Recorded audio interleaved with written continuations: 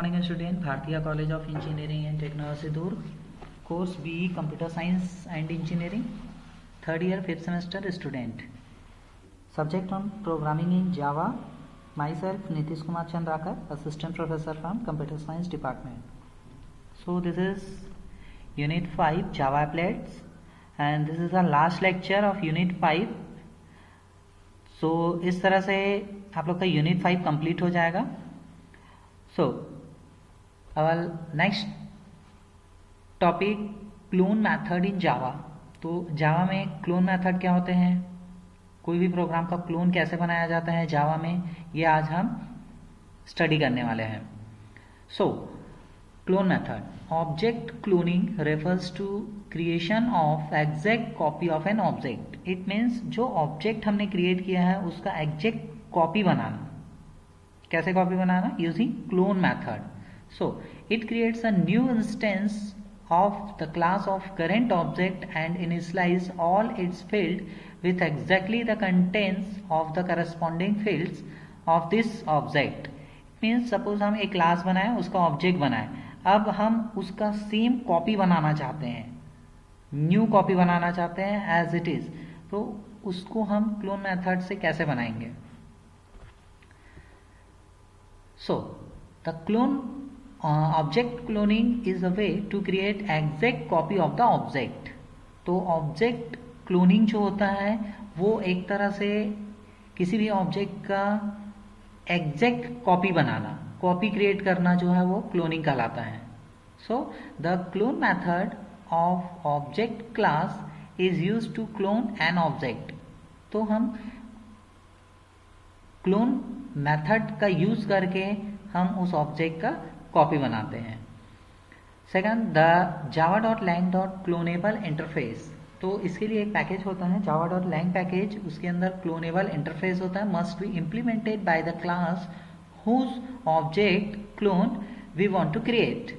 तो उसके लिए हम इसको क्या करेंगे, क्लोनेबल जो इंटरफेस रहता है उसको इम्प्लीमेंट करेंगे उस क्लास के साथ जिस क्लास का हमको ऑब्जेक्ट क्रिएट करना है, क्लोन क्रिएट करना है, sorry. If we don't implement clonable interface, clone method generates clone not supported exceptions. So clone जो होता है not supported exception support नहीं करता. Third one is the clone method is defined in the object class. So clone method जो होता है वो object class में defined रहेगा. The syntax of the clone method is follows. तो syntax जो है clone method का, सबसे पहले कीवर्ड यूज होगा प्रोटेक्टेड.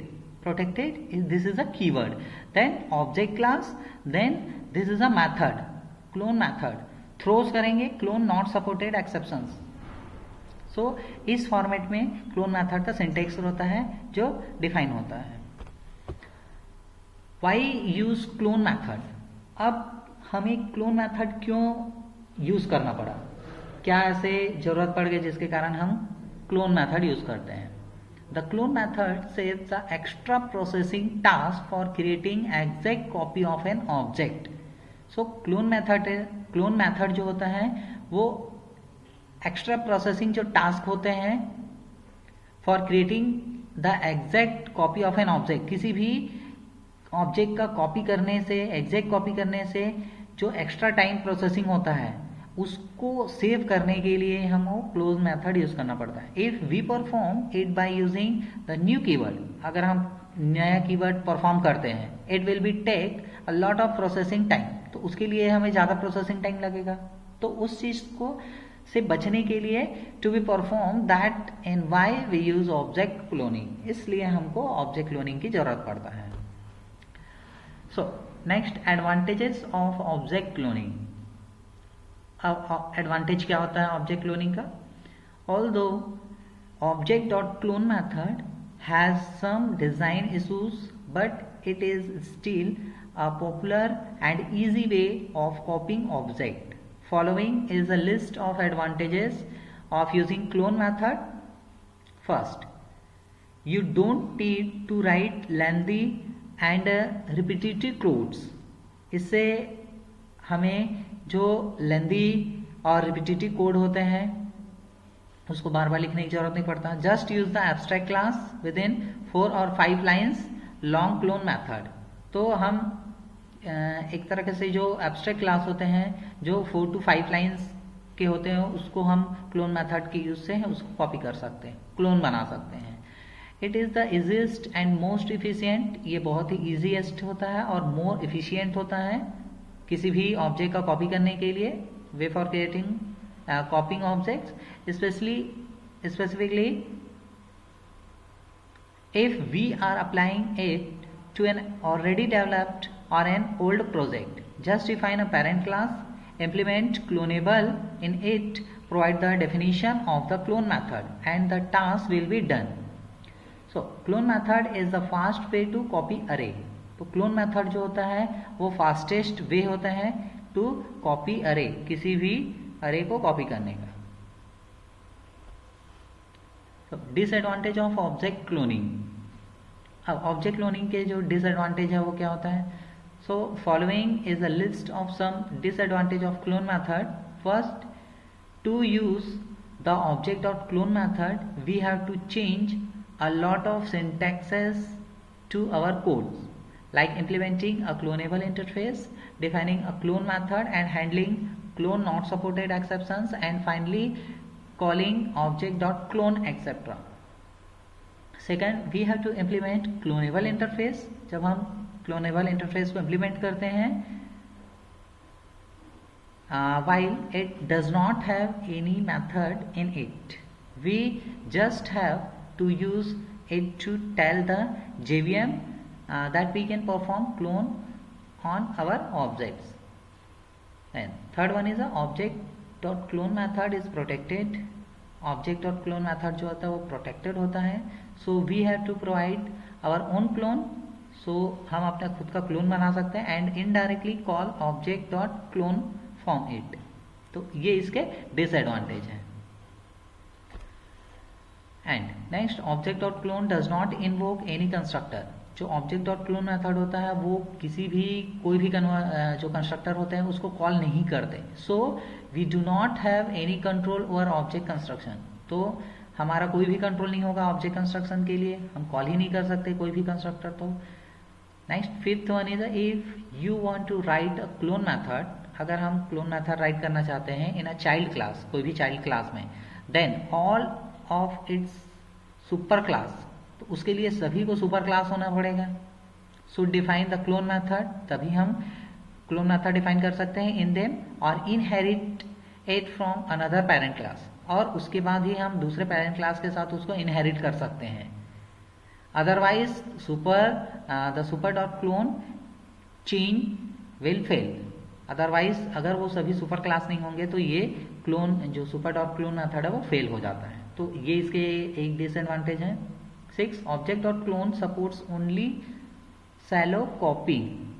ये जो है सिर्फ shallow copying सपोर्ट करता है, but we will need to override, अगर हमें जरूरत पड़ता है ओवरराइड करने का, it if we need deep cloning, तो उसके लिए हमको deep cloning की जरूरत पड़ेगा। तो ये भी इसके डिसएडवांटेज है।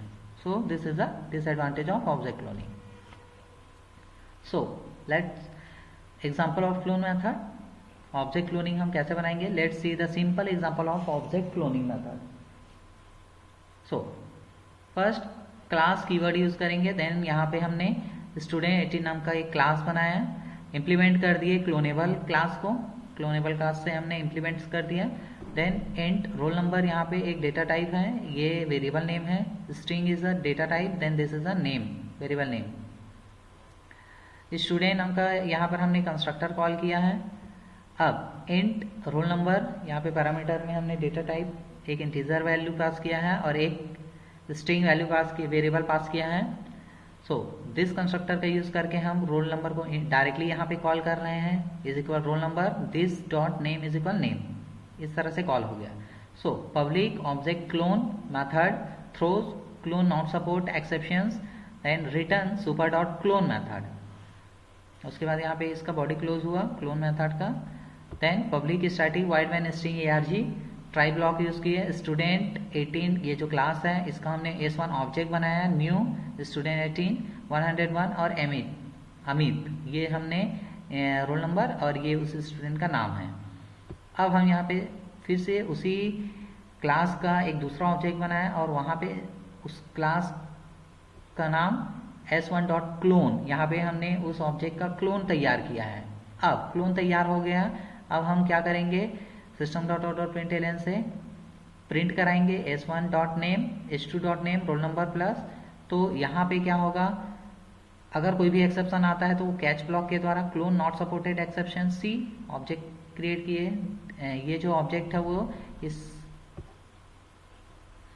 क्लोन का है, क्लोन नॉट सपोर्टेड एक्सेप्शंस का।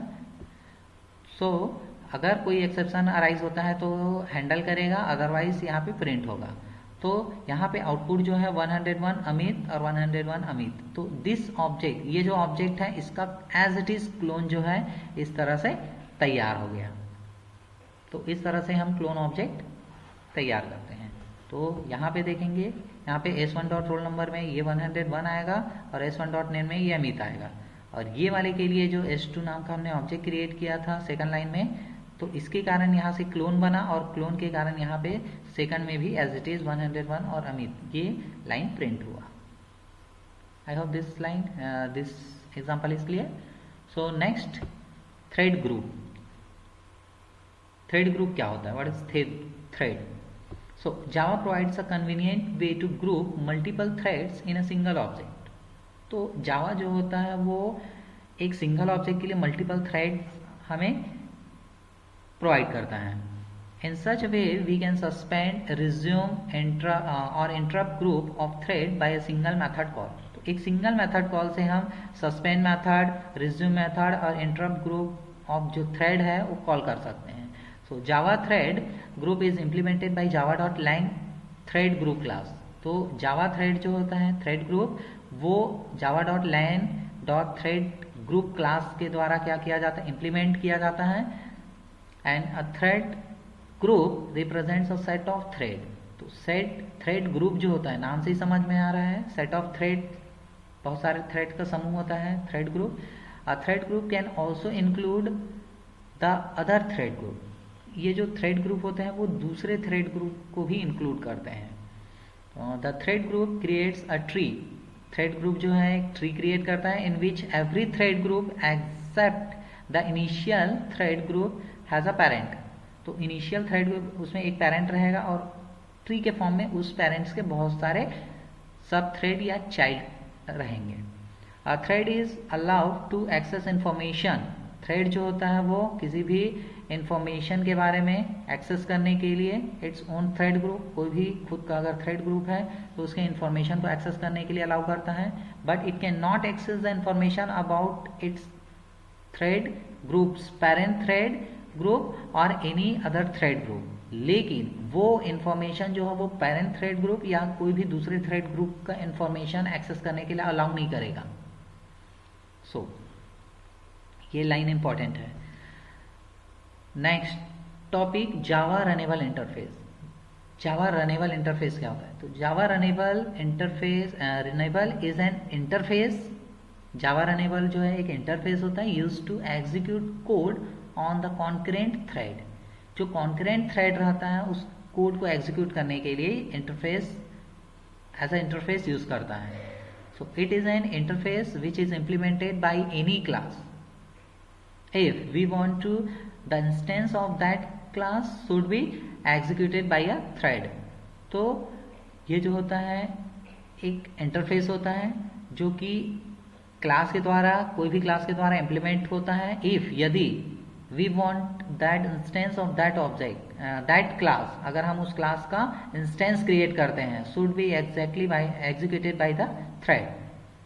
so the runnable interface has an undefined method run method and void as return type। void जो होता है वो रिटर्न टाइप होता है और run जो होता है वो स्टार्टिंग मेथड होता है, वहीं से थ्रेड जो होता है वो रन होता है। And it take it no arguments, कोई आर्गुमेंट नहीं होता, नहीं लिया जाता है। The method summary of run method is given below. तो इस तरह से आपके जो मेथड समरी है वो गिवन बिलो रहेंगे। मेथड रहेंगे पब्लिक वॉइड रन मेथड यहाँ पर मेथड जो है वो पब्लिक वाइड रन मेथड है and description this method tags is no argument. इसका जो डिस्क्रिप्शन है, ये जो मेथड है वो कोई भी आर्गुमेंट नहीं लेता। And when the object of class implementing runnable class, यहाँ पे जो ऑब्जेक्ट क्लास रहता है, क्लास का ऑब्जेक्ट रहता है, वो रनेबल क्लास के द्वारा इम्प्लीमेंट किया जाता है, is use to create a thread. हम जो थ्रेड क्रिएट करते हैं। And then the run method is invoked, और जब भी रन मेथड इन्वोक होता है, कॉल होता है इन द थ्रेड, उस थ्रेड में, सो विच एग्जीक्यूट सेपरेटली, तो उसके बाद वो जो एग्जीक्यूशन है वो सेपरेटली एग्जीक्यूट होता है। तो इस तरह से रनेबल इंटरफेस जो है जावा में यूज किया जाता है। सो आई होप आपको आज का टॉपिक क्लियर होगा, और ये जो होता है फाइनली आपका कोर्स कंप्लीट हो जाता है इस तरह से जावा का। अगर इस टॉपिक में या किसी भी यूनिट्स में कोई भी डाउट हो तो आप कॉल करके या फिर कमेंट्स करके पूछ सकते हैं। तो थैंक यू।